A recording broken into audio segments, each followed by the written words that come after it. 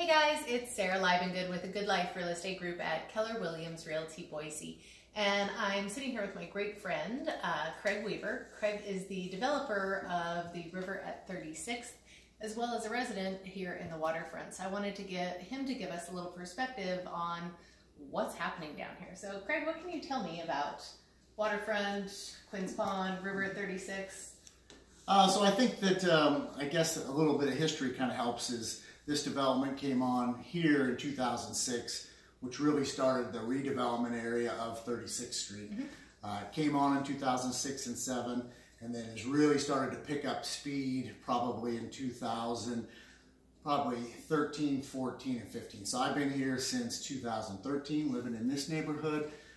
We started to help Jim Neal, the developer here, with his project 36 Oak, which is right across the street from the River at 36th.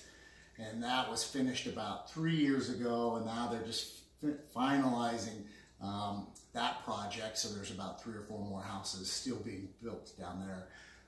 At that time, then basically Jim asked us if we wanted to participate in River at 36.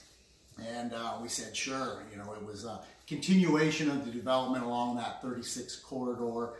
At that same time, we're seeing redevelopment in the corridor paddleboards. We're looking at Luciano's restaurant right here at the end of 36th and Adams Street. So we've been seeing a lot of activity and a lot of development from basically the 37th Street all the way back to the Riverside, with wineries and breweries, brew pubs, Payette Brewing.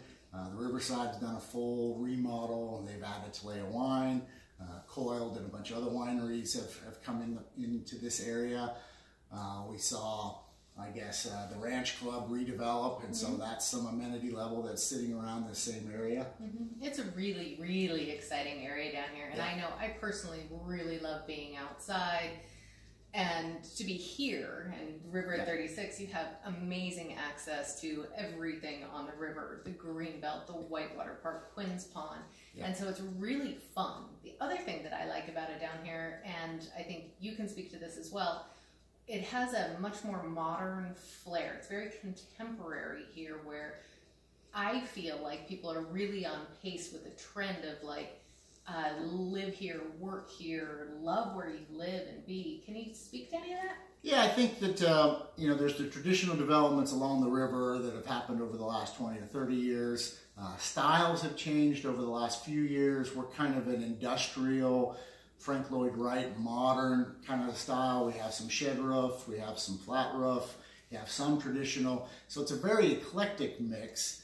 Same with neighbors in the neighborhood in here. You have a different variety of folks coming in, and that different variety lends itself to what people's activity levels are down here. So we get a lot of, like you said, you get a lot of paddleboarders, kayakers, surfers. We also get a lot of people walking their dogs over at the new Esther Simplot Park. So I think that this is kind of the epicenter of the new development in Boise, Boise/Garden City. People are looking at this saying, yes, we see these design cues in a lot of other areas around Boise, but it really gels down here because of its proximity to the river and to its access to downtown Boise. Totally. So you're getting a lot of that, like I said, some retirees that are moving in, that are getting rid of the 5-acre place. They're coming in here to enjoy that bicycle ride to downtown. You're getting a lot of young professionals coming in that can, one, work downtown and live here, or the opportunity for this development is for folks to be able to buy a property, work right on site. We're developing this one so they have really 2 work areas in their property. You have a front area that's kind of an office. You have some back area that might be office, rental, whatnot. So there's a lot of flexibility in the property, and I think that flexibility lends itself well to the type of people that are be interested in that. You know, vibrant, outgoing, you know, active. Exactly. So to recap, so the River at 36, there are 4 townhomes. In the front, there's a little, we're calling it a casita, which could be used for an office. You could potentially use it for a rental. Then you have the open air patio. Directly behind that is the main house. And behind that, there's a full 2-car garage with an above level, or above the garage level, which is giant, and you could use it for absolutely anything you wanted to. So I really think that that flex space and that it's just a different feeling about what you do with your home. So I think it gives a lot of opportunity. Yeah. Is there anything else you'd like to say? I just know that from an economics background that I have, as we designed this project, one of the keys, two of the main focuses for that was livability and access to downtown, and then value for the property that you're getting. Like you said, it's flexible with multiple flexible spaces.